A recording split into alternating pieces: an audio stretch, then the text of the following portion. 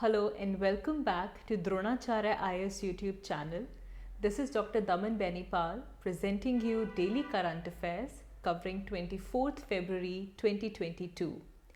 Well, इस video lecture में हम आज के द हिंदू न्यूज़पेपर में आए हुए वो सभी इम्पॉर्टेंट न्यूज़ आर्टिकल्स कवर करेंगे जो कि हमारे UPSC preparation point of view से इम्पॉर्टेंट हैं. So let's begin with it. आज का हमारा पहला न्यूज़ आर्टिकल मनी लॉन्ड्रिंग से रिलेटेड है. We will understand what is money laundering and what is the process of money laundering. Along with this, we will understand its consequences and concerns. We will see that what are the preventive measures taken to prevent money laundering globally as well as at the level of India. And we will see what are the government agencies which are involved to control and prevent the cases of money laundering. Now, अगर हम money laundering को बिल्कुल simple शब्दों में समझें तो we can say that it is conversion of money और rather misrepresentation of money. ऐसा मनी जिसे इलीगल मेथड्स के थ्रू अनलॉफुल सोर्सेज के थ्रू जनरेट किया गया हो, ऐसे मनी को कन्वर्ट करना ताकि अपीयर हो कि ये जो मनी है it has originated through legal methods और लॉफुल एक्टिविटीज़ के थ्रू इस मनी को ओरिजिनेट किया गया है. तो इलीगल तरीके से जनरेट किए हुए मनी को इस तरह रिप्रेजेंट करना कि वो लेजिटिमेट लगे, इसे कहा जाता है money laundering. Now we have seen that criminals अलग अलग टेक्निक्स यूज़ करते हैं मनी लॉन्ड्रिंग के लिए, जिससे जो इलीगल उनके फंड्स हैं वो हमारा जो फाइनेंशियल सिस्टम है उसके अंदर क्लीन अपीयर हो. इसके लिए ऑनलाइन बैंकिंग, क्रिप्टो करेंसीज, इनके थ्रू मनी को ट्रांसफ़र किया जाता है, विड्रॉ किया जाता है without detection and basically miss representation की जाती है of the unlawfully obtained money. Now, अगर हम मनी लॉन्ड्रिंग के प्रोसेस को समझें तो it undergoes through 3 stages. We have a stage of placement. Basically जो डर्टी मनी है जिसे इलीगल अनलॉफुल सोर्सेज से ऑब्टेन किया गया है उसकी प्लेसमेंट की जाती है into the financial system and जिसके बाद इसकी लेयरिंग शुरू होती है. लेयरिंग के अंदर जैसे कि लेट्स सपोज जो डर्टी मनी था वो फाइनेंशियल सिस्टम में गया, अब उसकी लेयरिंग कैसे की जाती है, उसे किसी कंपनी के लेट्स से अकाउंट में ट्रांसफ़र कर दिया गया एंड वो कोई ऑफशोर बैंक था उसमें डाल दिया गया एंड उस बैंक ने किसी और कंपनी को लोन दे दिया एंड एक फॉल्स इनवॉइस क्रिएट हो गया. तो इस तरीके से इसको फाइनेंशियल सिस्टम के अंदर लेयर डाउन किया जाता है, एक फॉइल परस्यूट जनरेट किया जाता है. And after that the last step is integration. That is जो मनी है उसे क्रिमिनल्स को दिया जाता है, it is made available to them and it looks like कि ये कोई फाइनेंशियल इन्वेस्टमेंट थी, कोई लग्जरी एसेट उन्होंने बाय किया या फिर कोई भी इंडस्ट्रियल इन्वेस्टमेंट उन्होंने की एंड इंटीग्रेट होकर जो इलीगली ऑब्टेन्ड मनी था वो जो फाइनेंशियल सिस्टम है उसमें एक क्लीन सोर्स ऑफ इनकम बन के आना शुरू हो जाता है. So placement of dirty money and then it gets layered into the financial system and then finally is the integration that is making that money available to the criminal. Now अगर हम money laundering से related consequences देखें, concerns देखें, तो इस perspective में हमारी जो जुरिस्डिक्शन है वो काफ़ी वीक और इनइफेक्टिव है, जिसकी वजह से it's very attractive for money launderers and the financiers of terrorism to exploit it. And हमारा जो ग्लोबल फाइनेंशियल सिस्टम है इसकी कॉम्प्लेक्सिटी को एक्सप्लॉइट किया जाता है. डिफरेंट कंट्रीज़ के अंदर डिफरेंट नेशनल लॉज हैं जिसकी वजह से इन डिफरेंसेस जो को भी एक्सप्लॉइट किया जाता है to conduct this affair. Now सबसे बड़ा कॉन्सिक्वेंस मनी लॉन्ड्रिंग का है the terrorist financing and similarly proliferation financing. Funds को प्रोवाइड करना for nuclear, chemical, biological weapons, that is also done through money laundering. And then we have some crimes as well जो कि financial sector की economy की जो integrity है, stability है, उसे अंडरमाइन करता है. एंड देयरफॉर अल्टीमेटली जो कंट्री की स्टेबिलिटी है that is also undermined because of it. And in fact, it can affect the law and order, good governance and the regulatory effectiveness. किसी country में foreign investment कैसा आ रहा है, capital flow को ये पूरे तरीके से अफेक्ट कर सकता है. अलॉन्ग विद दिस इसकी जो सोशल कॉस्ट है वो काफ़ी बड़ी है. मनी लॉन्ड्रिंग को ड्रग ट्रैफिकिंग, स्मगलिंग, बाकी जो क्रिमिनल्स इसको यूज़ करते हैं टू एक्सपैंड देयर ऑपरेशन. तो बेसिकली मनी लॉन्ड्रिंग जैसे ऑपरेशन की वजह से जो इकोनॉमिक पावर है वो गवर्नमेंट, मार्केट और सिटीजन से निकल के क्रिमिनल्स के पास चली जाती है। And in extreme cases money laundering की वजह से एक लेजिटिमेट गवर्नमेंट का भी कम्प्लीटली टेक ओवर किया जा सकता है। सो ग्लोबली मनी लॉन्ड्रिंग के काफ़ी एडवर्स इफ़ेक्ट्स हैं। देयरफॉर अगर हम इसके प्रिवेंटिव मेजर्स की बात करें, सबसे पहले ग्लोबली एक बार देख लेते हैं। हमारे पास 1989 में G7 समिट के दौरान financial action task force on money laundering, जिसके 39 मेंबर्स हैं, ये एक इंटर गवर्नमेंटल बॉडी को इस्टेब्लिश किया गया और इसकी रिस्पॉन्सिबिलिटी यही थी to develop worldwide standards against anti money laundering. Basically ये जो फाइनेंसिंग ऑफ टेररिज्म है मनी लॉन्ड्रिंग के थ्रू, इसे कॉम्बैट करना, मनी लॉन्ड्रिंग के अगेंस्ट वर्ल्ड वाइड स्टैंडर्ड्स को डेवलप करना। And therefore financial action task force on money laundering ये बाकी कुछ इंपॉर्टेंट इंटरनेशनल ऑर्गेनाइजेशंस हैं like IMF, world bank, United Nations, उन सब के साथ ये कॉरपोरेशन के साथ काम करती है। Similarly European Union, Council of Europe, Organization of American States, इन सब ने भी अपने मेंबर कंट्रीज़ के लिए anti money laundering standards establish किए हैं। Also the Caribbean, Asia, Europe, South Africa, इन सब ने अपने अपने regional anti money laundering task force organisations को क्रिएट किया है। सिमिलर ग्रुप्स प्लान किए हैं for the Western Africa, Latin America in coming years as well. ना इसको लेकर मनी लॉन्ड्रिंग के लिए अगर हम यूनाइटेड नेशंस को देखें, so we have the global programme against money laundering. 1988 में United Nations convention against illicit traffic in narcotic drugs and the psychotropic substances, which is basically Vienna convention, इसने countries को कहा that we need to criminalise the money laundering and to ensure that कि किसी भी criminal investigations में bank secrecy provisions कभी भी impede ना करें।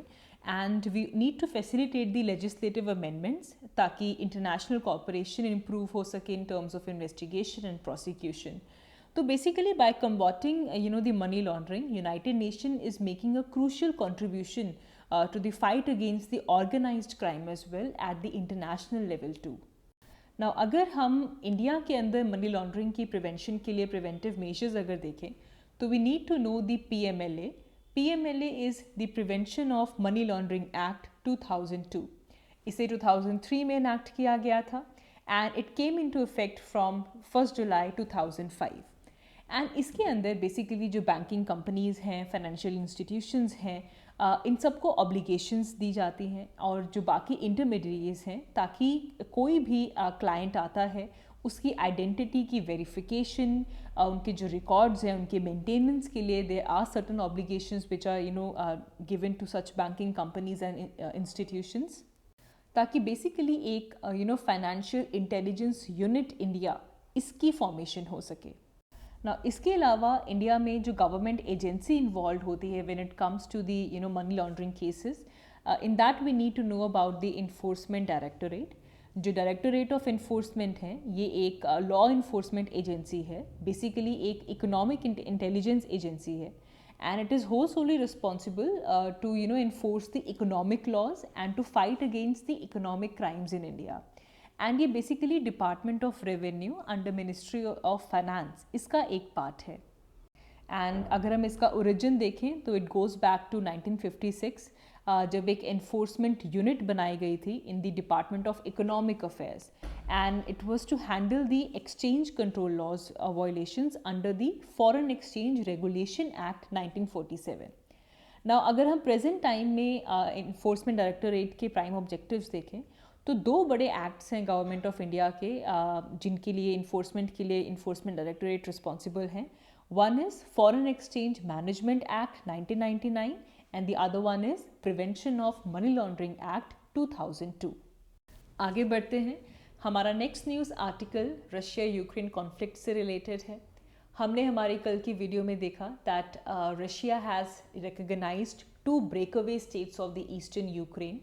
ईस्टर्न यूक्रेन में जो दोनबास एरिया है वहाँ पे दोनेस्क और लुहांस्क जो ब्रेकअवे स्टेट्स हैं उसे रशिया ने रिकग्नाइज़ किया है, जिसके बाद यूनाइटेड नेशन सिक्योरिटी काउंसिल में डिबेट हुई एंड इंडिया ने उस डिबेट के अंदर ये कहा that we have a deep concerns about the developments which are going on in that region. लेकिन इसके अलावा इंडिया ने ओपनली रशिया के एक्शंस को क्रिटिसाइज नहीं किया. Well, Russia has welcomed the India's position in this regard, and उन्होंने ये कहा कि जो US ने जो sanctions लगाए हैं on Russia, इसकी वजह से इंडिया की जो भी परचेज एग्रीमेंट्स हुए हैं रशिया के साथ, like the delivery of S-400 missile system and कुछ और डिफेंस इक्विपमेंट्स जो इंडिया ने रशिया से परचेज किए हैं, इनकी डिलीवरी के ऊपर कोई असर नहीं होगा. Along with this, इस वक्त पाकिस्तान के prime minister Imran Khan, he is on his visit to Russia, and they have even said कि इससे इंडिया और रशिया के जो टाइज़ हैं उसके ऊपर कोई इफेक्ट नहीं होगा. एंड जो रशिया का स्टैंड है on the Kashmir policy, that is it remains firm कि ये एक बायलेटरल डिस्प्यूट है. इसको लेकर रशिया का स्टैंड भी फर्म है. एंड तो बेसिकली जो इंडिया ने जो UN सिक्योरिटी काउंसिल में जो कहा उसे रशिया ने वेलकम किया है, और ये भी कहा कि हमारे जो बाकी डिफेंस इक्विपमेंट डील्स हैं उसके ऊपर कोई असर नहीं पड़ेगा विद द US सैंक्शंस. आगे बढ़ते हैं. हमारा नेक्स्ट न्यूज़ आर्टिकल राजस्थान से है. सो राजस्थान में एक पॉपुलिस्ट बजट प्रेजेंट किया गया, एंड जिसके अंदर ये अनाउंस किया गया कि वहाँ पे जो ओल्ड पेंशन स्कीम है फॉर द गवर्नमेंट एम्प्लॉयज़ उसे रीस्टोर किया जाएगा. तो वो सभी एम्प्लॉयज़ जिन्होंने आफ्टर जनवरी 1 2004 से ज्वाइन किया है उन सबको पेंशन मिलेगी. तो बेसिकली जो नेशनल पेंशन स्कीम है उसे यहाँ पे मेंशन किया गया. So we will understand what is national pension scheme, इसका सिग्निफिकेंस क्या है, और हमारे सिटीजन्स की फाइनेंशियल सिक्योरिटी के अंदर नेशनल पेंशन स्कीम का क्या रोल रहा है. ना अगर हम नेशनल पेंशन स्कीम को समझें तो इसे 2004 में स्टार्ट किया गया था as new pension scheme for government employees, and इसके लिए एक न्यू रेगुलेटर भी फॉर्म किए गए थे which is the pension fund regulatory and development authority. Well basically ये एक रिटायरमेंट सेविंग स्कीम है, एंड इसके अंदर वॉलेंट्री और डिफाइंड कंट्रीब्यूशन की जाती है. इसमें जो सब्सक्राइबर्स हैं ड्यूरिंग देयर वर्किंग लाइफ वो इसमें कंट्रीब्यूट करते हैं, सिस्टमिक सेविंग्स करते हैं, ताकि उनको फ्यूचर में रिटायरमेंट के बाद इसका बेनिफिट मिल सके.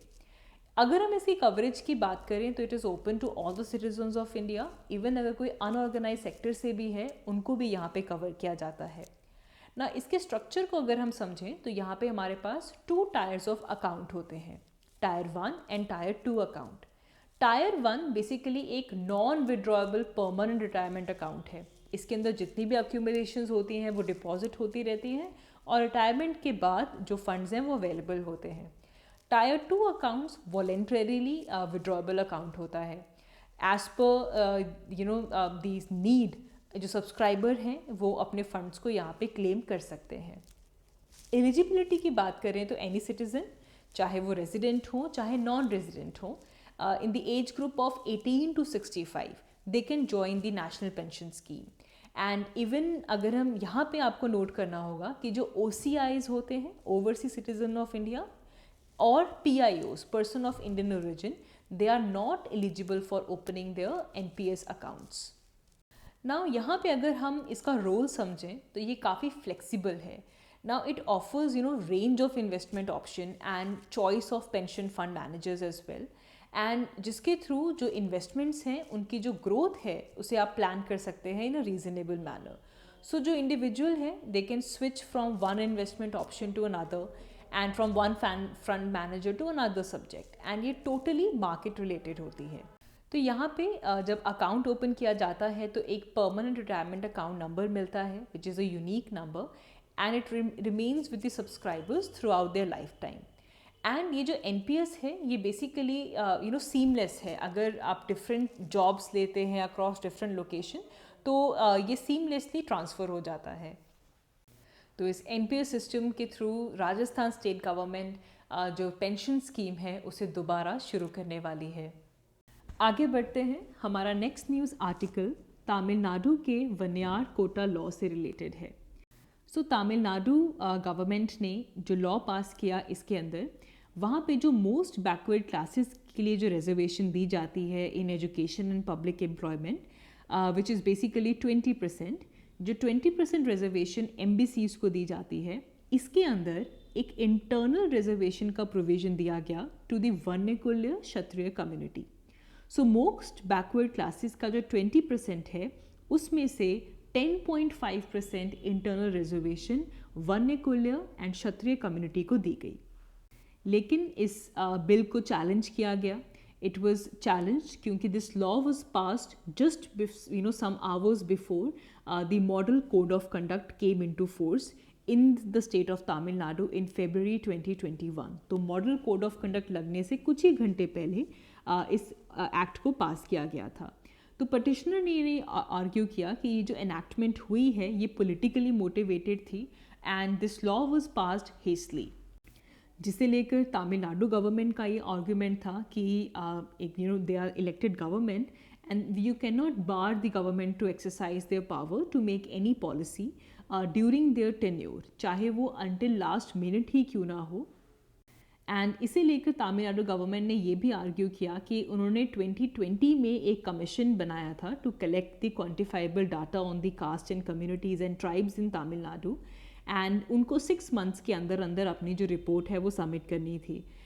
लेकिन जो कमीशन है उसने अपनी रिपोर्ट सबमिट नहीं की within their own tenure, and therefore after that अब 2021 में Tamil Nadu government pass this act. And further उन्होंने ये असर्ट किया कि government has empowered to pass such law. Basically यहाँ पे इंटरनल रिजर्वेशन दी जा रही है, जो मोस्ट बैकवर्ड क्लासेस हैं उनके लिए यहाँ पे एक तरह से इंटरनल रिजर्वेशंस दी गई हैं, जिसके बाद मद्रास हाई कोर्ट ने इसे अनकॉन्स्टिट्यूशनल डिक्लेयर कर दिया था। जो तमिलनाडु लेजिस्लेटिव असेंबली ने ये जो कोटा लॉ पास किया था उसे मद्रास हाई कोर्ट ने अनकॉन्स्टिट्यूशनल रिजर्वेशन लॉ डिक्लेयर किया था, जिसके बाद जो पिटिशंस हैं वो सुप्रीम कोर्ट में गई and supreme court has reserved its judgement in this regard. तो सुप्रीम कोर्ट ने अभी तक इस पर्सपेक्टिव में अपनी जजमेंट नहीं दी है। आगे बढ़ते हैं। हमारा next news article defence point of view से इम्पॉर्टेंट है। It is about the largest multilateral exercise Milan. It is hosted by Indian navy and इसके अंदर तकरीबन 42 countries are going to participate and around 15 countries हैं जिनके शिप्स इंडिया आने वाले हैं। एंड इसका बड़ा हाईलाइट ये है that US will be joining this exercise for the very first time. And Milan 2022 exercise का थीम इस साल है कमेमोरेटरी, कोहेजन एंड कोलैबोरेशन। इसका एम है कि basically to project India as a responsible maritime power to the world at a large. And इसके अंदर जो भी बेस्ट ऑपरेशनल स्किल्स हैं, जो भी बेस्ट प्रैक्टिसेस या प्रोसीजर्स हैं, उन्हें यहाँ पे शेयर किया जाएगा। एंड बेसिकली लर्निंग बेस्ड ये होने वाला है मैरीटाइम डोमेन के अंदर। इसके अंदर प्रोफेशनल इंटरेक्शन को इम्प्रूव करना between the friendly navies, that is going to be the aim of this particular exercise. And Milan exercise का अगर हम बैकग्राउंड देखें तो it started with the participation of 4 countries, Indonesia, Singapore, Sri Lanka and Thailand in 1995। And तब से ही ये जो एक्सरसाइज है it has transition in terms of number of participants and the complexity of exercises as well. आगे बढ़ते हैं। Next news article is again from defence point of view. So Indian Air Force is going to deploy their indigenous light combat aircraft Tejas for this multilateral air exercise in UK. UK के अंदर एक multilateral air exercise होने वाली है जिसका नाम है Cobra Warrior, and इसमें इंडियन एयरफोर्स की तरफ से light combat aircraft Tejas is going to participate. So Cobra Warrior जो कि मल्टीलेटरल एयर एक्सरसाइज है, इसके अंदर Belgium, Saudi Arabia, Sweden, US इन सब की जो पार्टिसिपेशंस मिलेंगी, air force they are going to participate. And इसकी शेड्यूल्ड किया गया है फ्रॉम March 6 to March 27। सो इंडिया की तरफ से 5 Tejas aircrafts they are going to fly to UK to participate in the Cobra Warrior exercise.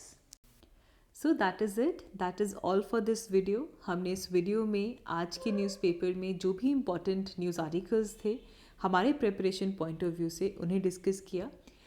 If you like this video, do like and comment down below. I will see you in my next one. Thanks for watching.